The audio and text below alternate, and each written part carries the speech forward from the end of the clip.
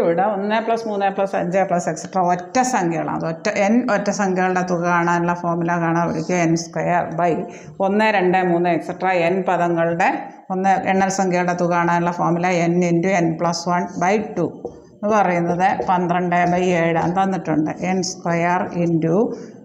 ഇത് തിരിച്ചിട്ട് ഗുണിക്കുക. ഫ്രാക്ഷൻ വന്നാൽ 2/n × n+1. n² എന്ന് പറഞ്ഞാൽ നമുക്ക് n × n എന്ന് എഴുതാം. ഈ ഒരു n കൂടെ ക്യാൻസലാക്കാം. അതെന്ന് പറയുന്നത് 12/7 അതായത് 2/n+1 വില 2n/n+1 വില 12/7. ഇവിടുന്ന് രണ്ടിടത്തു നിന്ന് 2 ക്യാൻസലാക്കാം. നമുക്ക് ഒരുപോലെ ഉണ്ടായിട്ടുണ്ട്. 2 1 2 2 6 12. അതായത് n/n+1 വില 6/7. ഇത് ക്രോസ് മൾട്ടിപ്ലൈ ചെയ്യുക. 7n = 6 × n+1.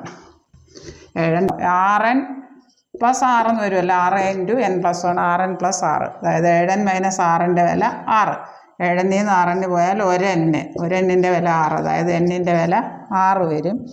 n ഒറ്റ സംഖ്യകളുടെ തുക കാണാനുള്ള ഫോർമുല n² n എണ്ണൽ സംഖ്യകളുടെ തുക കാണാനുള്ള ഫോർമുല n × n+1/2. അതെന്ന് പറയുന്നത് 12/7 തന്നിട്ടുണ്ട്. n² എന്ന് പറഞ്ഞാൽ n × n. ഇനി ഇത് തിരിച്ചിട്ട് ഗുണിക്കാം. 2/n × n+1 വില 12/7. ഒരു n കൂടെ ക്യാൻസലായാൽ പിന്നെ നമുക്ക് എന്തുണ്ട്? ഒരു 2n ഉണ്ട്. 2n/n+1 വില 12/7. ഇവിടെ നിന്ന് 2 ക്യാൻസലാക്കാം. ഇവിടുന്ന് 2 6. ഇത് 2 ഇവിടുന്ന് വെട്ടാം. n/n+1 എന്ന് പറയുന്നത് 6/7. ഇത് ക്രോസ് മൾട്ടിപ്ലൈ ചെയ്യുക. 7n = n+1 × 6. അതായത് 7n = n+1 6 ഗുണിക്കുമ്പോൾ n × 6 6n + 1 × 6 6. 7n = 6n + 6.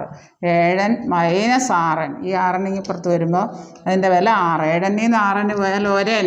1n വില 6. അതായത് n വില 6 ഓപ്ഷൻ ബി ആണ് ഉത്തരം.